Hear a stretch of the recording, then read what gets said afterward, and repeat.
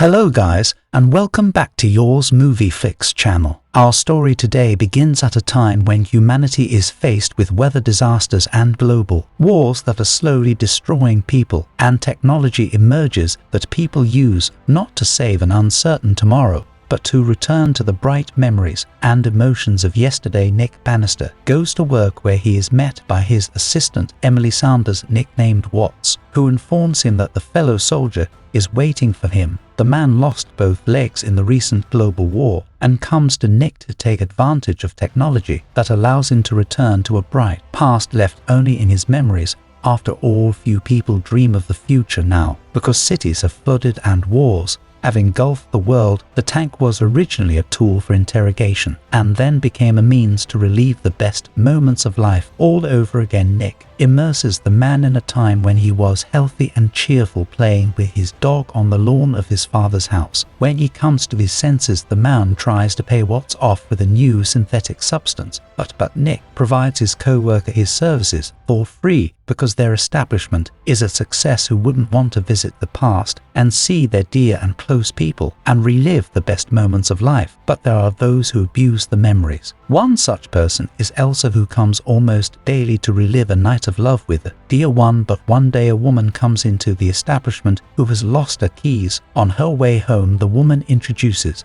herself as me and immediately attracts Nick's attention. She is immersed in her memories, and Nick looks at the customer's day, the wake-up call, breakfast, and the keys May puts in her bag. She drives to work, to the club, and drops the keys under the makeup table. Watts wants to stop the memories, but for some reason Nick asks her to keep going. He sees a woman crying before going on stage, but picks himself up and goes to the microphone. He listens, mesmerized to her voice, then turns off the equipment. After she leaves, Watts discovers May's forgotten earring rings and gives them to Nick. As the sun rises, flooded Miami turns into a ghost town. It is so hot during the day that people have begun to live at night. Their fighting at the borders ended long ago, but passions still boil inside the cities, and riots occur more and more often, and prosecutors often turn to Nick for help because his equipment can be used to peer into the moments of crime. Today's client is a tycoon accused of starting a fire in one of the buildings,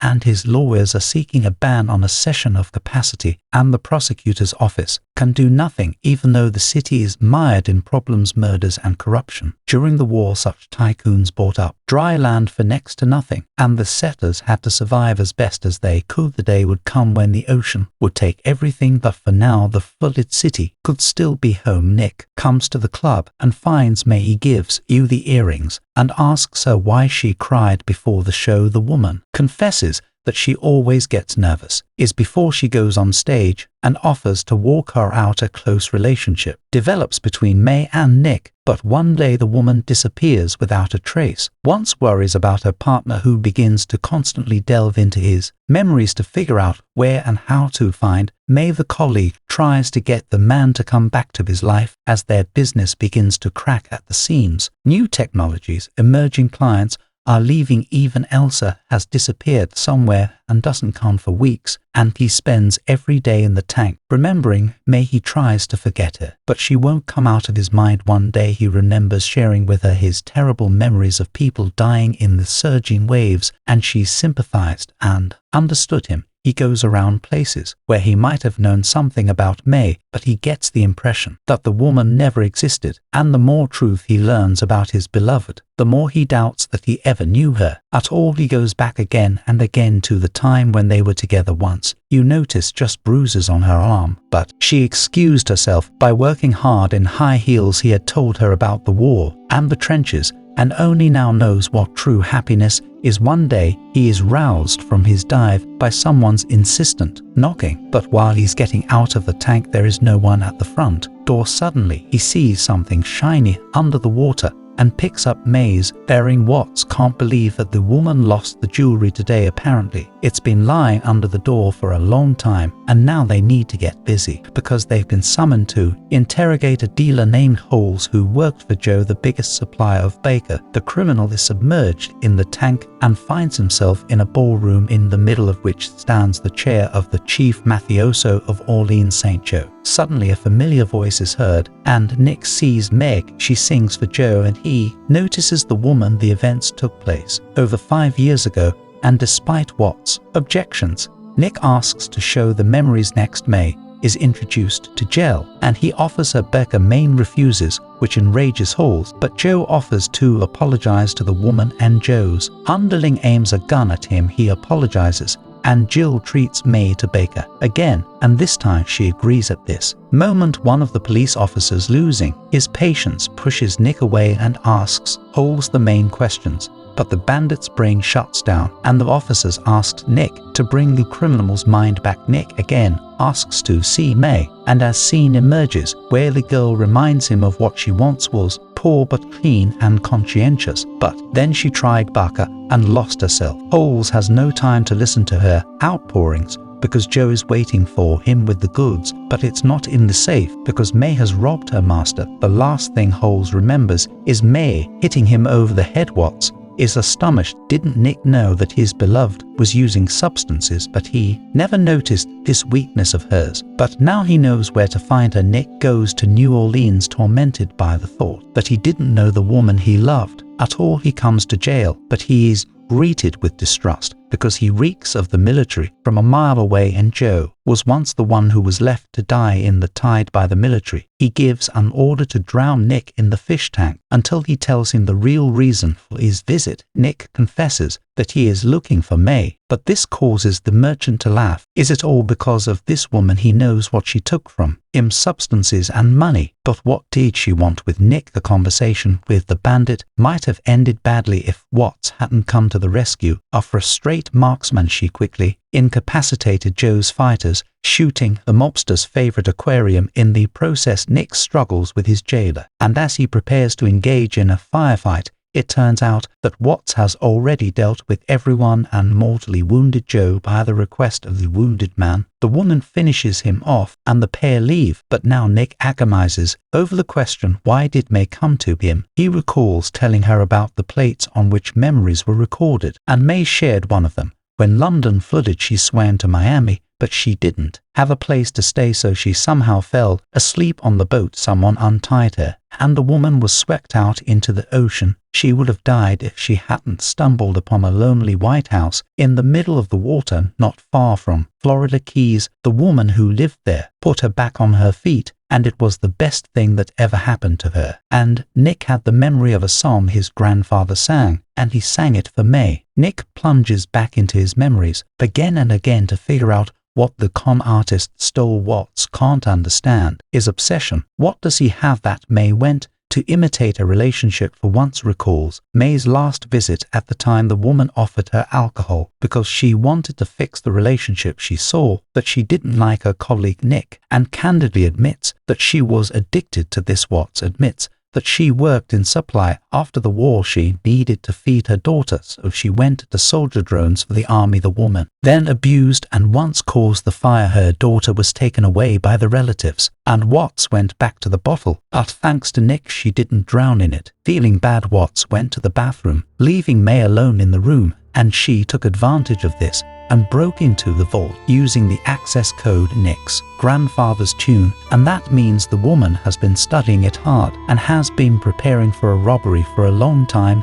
They look through their file cabinet and discover Elsa's memories are missing. Nick goes looking for the woman and learns from her friend that Elsa was murdered and her baby boy is missing. Without the trace, the red-headed friend who took the boy was with the killer. Nick is increasingly plagued by the question, who was me really? A con artist, an addict, a murderer? Nick checks all the clues that might lead to May, and one day he is attacked by a man who, after beating him, advises him to forget about May as she did. Then he calls someone with the message that Nick won't bother them anymore. Watts manages to identify the attacker, a corrupt cop from Joe's entourage. They go to the prosecutor's office. The but on the way they witness a disturbance. The land tycoon is dead, and the people who had hoped for relief learn that everything goes to the rich man's wife and son, and they have no intention of changing his policies. It turned out that Nick was acquainted with the rich man's wife, and seeing her reminded him of a clue that had long plagued his subconscious. The man from Elsa's memories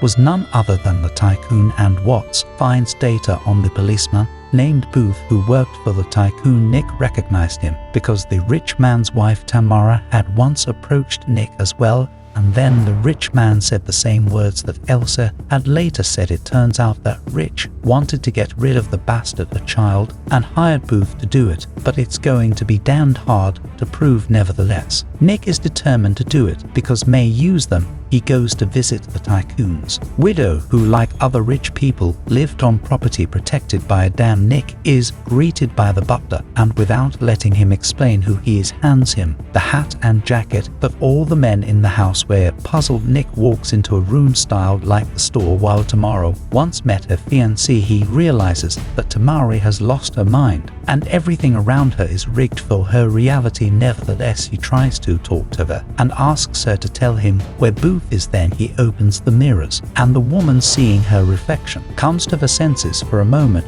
she knows that her husband ordered her to kill her former mistress and child because he did not want to share the inheritance. At this moment, Tamara's son arrives, and Nick is thrown out, and he avoids death only because the butler was also ex-military. After remembering Tamara's this reservation about human scum, Nick goes down to the old factory where those who have no place in society gather. Seeing a woman who looks like May, he follows her and finds Booth, who taunts him. He and May are people from another world, and he will never find her. Booth jumps out the window, and Nick runs after him. They meet on the roof and start a fight, but Booth jumps over to the next building. Nick repeats the trick and catches the bandit. They fight again until they end up in a flooded music room, and then Booth, along with the piano, falls through a hole in the floor and sinks to the bottom of the ocean. Nick dives after him and frees him from the piano, but Booth hits him and Nick begins to sink while the bandit floats up. Nick sees May and hears her voice. Immediately he finds the strength and swims out to grab Booth, who was not expecting it. He plunges him into the tank, intending to find out the whole truth. He sees how Booth and May met in Miami. It was then that he hired the woman to find Elsa's memories. May met his army friend, and the latter over the backer spilled everything he knew about Nick.